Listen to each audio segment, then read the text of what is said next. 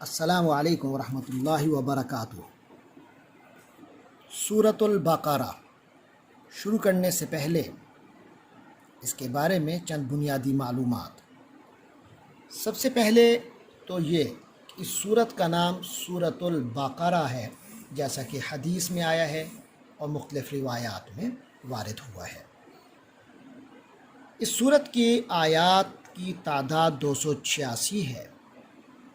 مصحف کی یعنی قرآن مجید جو موجودہ جس کی ہم تلاوت کرتے ہیں، اس کی ترتیب میں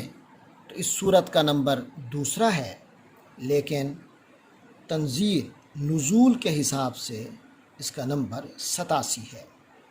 کیونکہ 86 صورتیں جو ہیں وہ مکہ مکرمہ میں نازل ہو چکی تھیں اور یہ مدینہ منورہ میں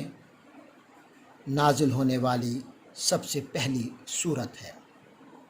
اگرچہ یہ مکمل تو نازل نہیں ہوئی تھی شروع میں، سب سے پہلے مدینہ میں نازل ہونے والی یعنی شروع ہونے والی جس کا نزول شروع ہوا وہ سورۃ البقرہ ہے، لیکن آہستہ آہستہ یہ نازل ہوتی رہی، یہاں تک کہ قرآن مجید کی جو سب سے آخری آیت ہے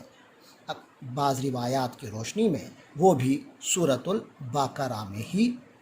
موجود ہے۔ وہ سورۃ البقرہ کی آیت نمبر 281 ہے،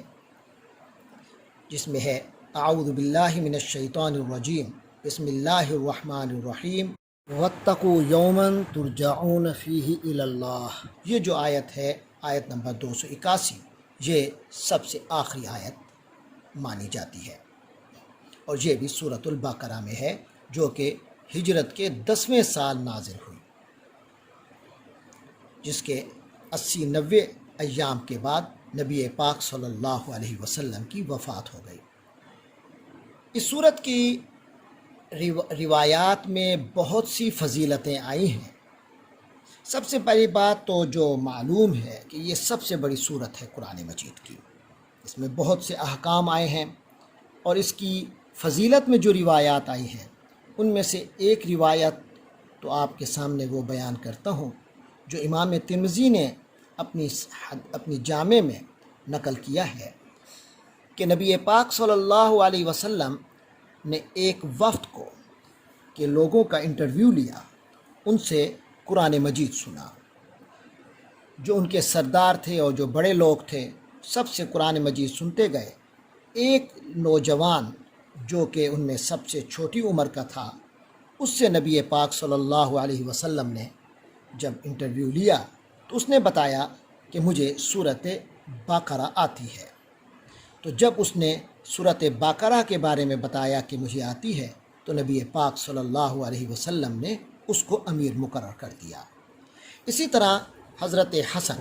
فرمایا کہ نبی پاک صلی اللہ علیہ وسلم سے جو انہوں نے نقل کیا کہ افضل القرآن سورۃ البقرہ، کہ قرآن کی افضل ترین جو حصہ ہے وہ سورۃ البقرہ ہے، وَأَعْظَمُ آیَةٍ فِيهِ آیۃ الکرسی، اور اس کے اندر جو سب سے بڑی آیت ہے، عظیم آیت ہے، وہ آیت الکرسی ہے۔ اس کے بعد فرمایا وَإِنَّ الشَّيْطَانَ لَيَفِرُّ مِنَ الْبَيْتِ، شیطان ایسے گھر سے بھاگ جاتا ہے الَّذِي تُقْرَأُ فِيهِ سورۃ البقرہ، جس میں سورۃ بقرہ پڑھی جائے۔ اگرچہ اس روایت میں کچھ ضعف ہے، لیکن اس کے بعد کچھ صحیح احادیث ہیں، ان میں بھی یہی بات ثابت ہوتی ہے۔ مثلا ایک حدیث میں ہے کہ اقرأوا سورۃ البقرہ فی بیوتکم، اپنے گھروں میں سورۃ البقرہ پڑھا کرو، فإن الشیطان لا يدخل بیتا، شیطان ایسے گھر میں داخل نہیں ہوتا یقرأ فیہ سورۃ البقرہ، جس میں سورۃ البقرہ پڑھی جائے۔ اس حدیث کے بارے میں کوئی شک نہیں ہے، یہ صحیح ہے، حسن ہے۔ اسی طرح حضرت عبداللہ ابن مسعود رضی اللہ عنہ سے ایک روایت ہے عن النبی صلی اللہ علیہ وسلم، وہ حضور پاک سے روایت کرتے ہیں، نبی پاک نے فرمایا ان لکل شیء سناما، ہر چیز کی ایک چوٹی ہوتی ہے، کوہان ہوتی ہے، وسنام القرآن سورۃ البقرہ، اور قرآن کی کوہان یعنی چوٹی بلند ترین حصہ سورۃ البقرہ ہے۔ وَإِنَّ الشَّيْطَانَ إِذَا سَمِعَ سُورَةَ الْبَقَرَةِ، اور شیطان جب سورۃ البقرہ سن لے تقرأو کہ پڑھی جا رہی ہو، جب سورۃ البقرہ پڑھی جا رہی ہو اور شیطان کے کانوں میں پڑے جائے، خرج من البیت، تو وہ گھر سے نکل جاتا ہے، الذی یقرأ فیہ سورۃ البقرہ، جس میں سورۃ بقرہ کی قراءت ہو رہی ہو۔ اسی طرح صحیح مسلم میں حضرت ابو ہریرہ رضی اللہ عنہ سے روایت ہے، لا تجعلوا بیوتکم مقابر، ارے اپنے گھروں کو قبریں نہ بناؤ،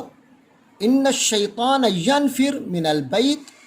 شیطان ایسے گھر سے نکل جاتا ہے، بدک جاتا ہے، الذی یقرأ فیہ سورۃ البقرہ، جس میں سورۃ البقرہ پڑھی جائے۔ اسی طرح ایک روایت حضرت ابو مسعود البدری رضی اللہ عنہ سے روایت ہے کہ نبی پاک صلی اللہ علیہ وسلم نے فرمایا، یہ روایت صحیح مسلم میں بھی آئی ہے اور بھی دیگر مقامات پر آئی ہے، حضور پاک صلی اللہ علیہ وسلم نے فرمایا، الآیتان من آخر سورۃ البقرہ من قرأہما فی لیلۃ کفتاہ، سورۃ البقرہ کی جو آخری دو آیتیں ہیں، جس نے ان دو کو پڑھ لیا رات کے وقت، وہ اسے کافی ہو جائیں گی، اس کے لیے وہ کفایت کریں گی۔ تو ان دو آیتوں کی اہمیت بہت ہی زیادہ ہے۔ تو سورۃ البقرہ مکمل بہت اہمیت کی حامل ہے، اور اس کے اندر بھی آیت الکرسی اور آخری دو آیات کی اہمیت بہت بڑھ کر ہے۔ آخر میں ایک حدیث حضرت ابو امامہ الباہلی رضی اللہ عنہ سے ایک روایت ہے، وہ پیش کرتا ہوں۔ حضرت ابو امامہ الباہلی فرماتے ہیں، سمعت رسول اللہ صلی اللہ علیہ وسلم یقول، میں نے نبی پاک صلی اللہ علیہ وسلم کو یہ فرماتے سنا، اقرأوا القرآن، ارے قرآن پڑھا کرو،